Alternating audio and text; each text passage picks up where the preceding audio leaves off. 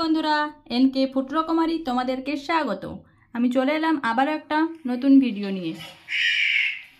এখানে নিয়ে নিয়েছি আমরা তোমরা সকলেই চিনে থাকো। আমড়াগুলোকে পরিষ্কার করে ধুয়ে তাকে পানি শুকিয়ে তাকে পিস পিস করে কেটে নিয়েছি। পিস পিস করে কেটে নেওয়ার পর লবণ আর হলুদ মাখিয়ে রেখে কয়েক ঘন্টার জন্য রোদে শুকিয়ে নিতে হবে।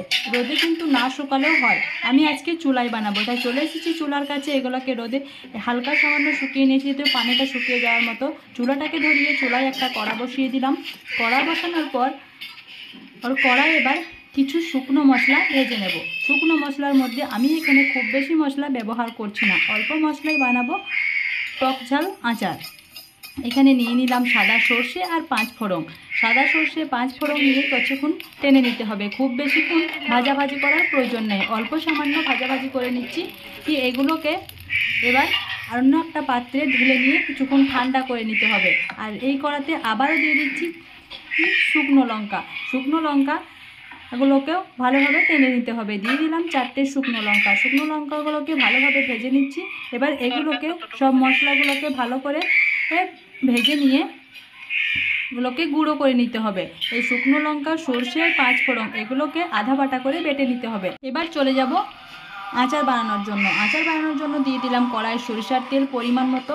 খুব বেশি সরিষার তেল দেওয়ার প্রয়োজন নেই, অল্প সামান্য তেল ব্যবহার করলাম। আর দিয়ে দিলাম ছোট্ট ও শুকনো লঙ্কা। শুকনো লঙ্কাটা একটু সামান্য ভাজা ভাজা হয়ে আসলে তার মধ্যে দিয়ে দেব 5 ফোড়ন। অল্প সামান্য 5 ফোড়ন দিচ্ছি, যেহেতু 5 ফোড়ন আগে আমি ভেজে নিয়েছি। তেলের মধ্যে 5 ফোড়ন দিয়ে কিছুক্ষণ নাড়াচাড়া করে নিলে কেটে রাখা আমড়াগুলোকে, লবণ হলুদ মেখে রাখা আমড়াগুলোকে দিয়ে দিচ্ছি তেলের মধ্যে। এটাকে কিছুক্ষণ নাড়াচাড়া করে নিতে হবে। এটা কিন্তু রোদে না দিয়েও আর চুলার আগুনে না বসিয়েও করা যায়। এটা আগতে বসিয়েছি যেহেতু এটা নষ্ট না হয় তার জন্য। এটা শুকনোও করা হয়। আমি দিয়ে দিলাম এখানে কতগুলো রসুন ছিলে, গোটা রসুন দিয়ে দিলাম। এখানে তোমরা আদা রসুন বাটাও ব্যবহার করতে পারো বা সর্ষে বাটাও ব্যবহার করতে পারো। আমি এখানে আদা রসুন বাটা সর্ষে বাটা দিইনি। এই আচারটা প্রায় নাড়াচাড়া করে নেওয়ার পর ভালো করে এবার মশলাটা গুঁড়ে নেওয়া হয়ে গেছে, দেখিয়ে দিলাম। এবার এটার মধ্যে দিয়ে দিচ্ছি একটা তেজপাতা আর দিয়ে দেবো অল্প সামান্য লবণ। এখানে যেহেতু শুকনো লঙ্কা দিয়েছি তাই আমি এখানে লঙ্কার গুঁড়ো ব্যবহার করছি না। এখানে কোনো রকমের আর মশলা ব্যবহার করতে না। এখানে তোমরা দিতে পারো আদা রসুন বাটা সর্ষে বাটা। সর্ষে বাটা আদা রসুন বাটা দিলে কিন্তু এটা অনেকটাই মাখো মাখো টাইপের হবে। তাই মাখো মাখো টাইপের না করে আমি একটু ভাজা ভাজি করে নিলাম। এরকমভাবে আচার কিন্তু খুবই টেস্টি লাগে খেতে। তোমরাও একবার বানিয়ে দেখো।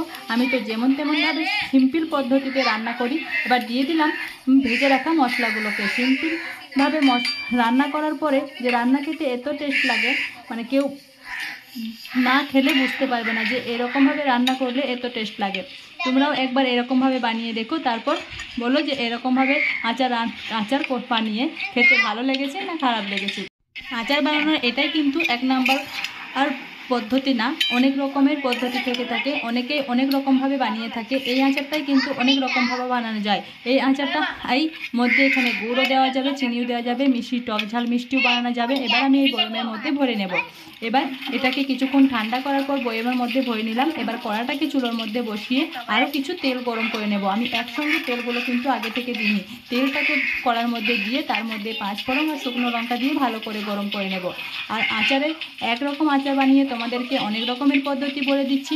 চিনি দিয়েও বানানো যেতে পারে, গুড় দিয়েও বানানো যেতে পারে। আবার এখানে আদা রসুন বাটা সর্ষে বাটা দিয়েও কিন্তু খুবই মাখো মাখো টাইপের হয়। তোমরা তোমাদের পছন্দের মতো বানিয়ে নিতে পারো। আমি আজকে এরকমভাবে বানালাম। পরের ভিডিওতে তোমাদের অন্যরকমভাবে আচার বানানো দেখিয়ে দেবো। এটা কিন্তু সত্যিই খুব টেস্টি লাগে।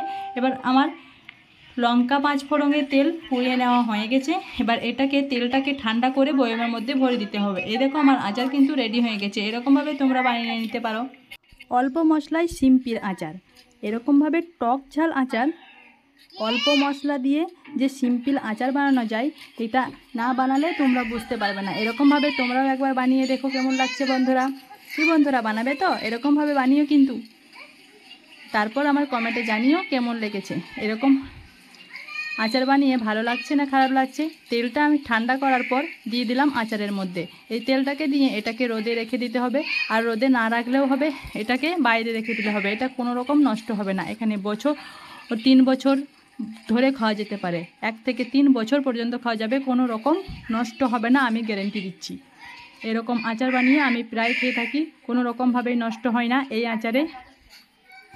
যদি ছোট ছোট আমড়া থাকে ওই আমড়াগুলোর আচার বানালে খুবই মাখো মাখো হয় আর খেতে আরও টেস্টি লাগে। ছোট আমড়াই তোমরাও বানিও। টাটা বন্ধুরা।